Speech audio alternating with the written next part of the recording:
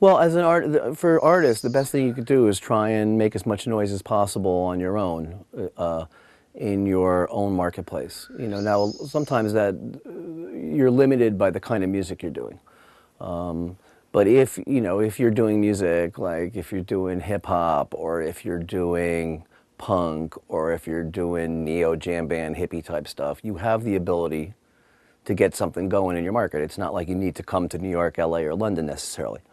And you should just try and become the biggest fish that you can in your small pond, and you know, make sure you have a MySpace place up on the net, and that you're working, that you start developing a street team, and you start making as much noise as you can on your own, because frankly, the further you get by yourself, the better position you're going to be in when the record companies start to whiff you.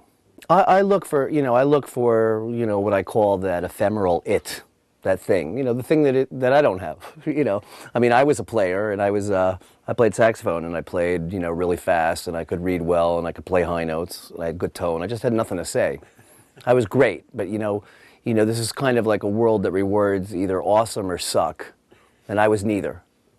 And so, you look for that special thing, that it quality. Well, I've had, my two big successes have been Los Only Boys and Modest Yahoo, since I went out on my own, and they're both very unique and kind of go against the grain, and they're the kind of things that a major label, wouldn't really think about. Here's a Texican-Mexican rock band of brothers that play very roots-based music, so that was definitely not something that major labels were looking at. And then, Hasidic, reggae singer, the best one that I know, by the way.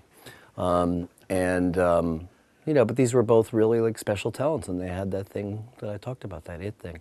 How'd you find them? Just sifting through the process. Each one was, every situation is different. Los Only Boys came to me via manager Kevin Womack, who I've known for years. He manages Omar and the Hollers, and he manages Chris Duarte, and real hard-working guy, and he's brought me stuff over the years. And he laughs. He said that when he brought it to me, and I was at Epic, my secretary buzzed in and told me that it was him, and I didn't open the door. And but when I started my thing, and I was looking for special artists, and I heard it, and I was immediately taken by what they had done, although I thought it was flawed, their own recordings. And I went and saw them live, and I was just blown away. I mean, they had that thing. In the case of Modest Yahoo, I had heard about him, but, I thought it must be a joke, and the kind of thing at Modest Yahoo, he was on Jimmy Kimmel's show, and someone said, hey, have you seen the clip of this guy on Kimmel? And it's the kind of thing, like when you watch the first 30 seconds, you think, wow, this is a novelty. When you watch 90 seconds, you're like, this guy's the real thing. And that's how that happened.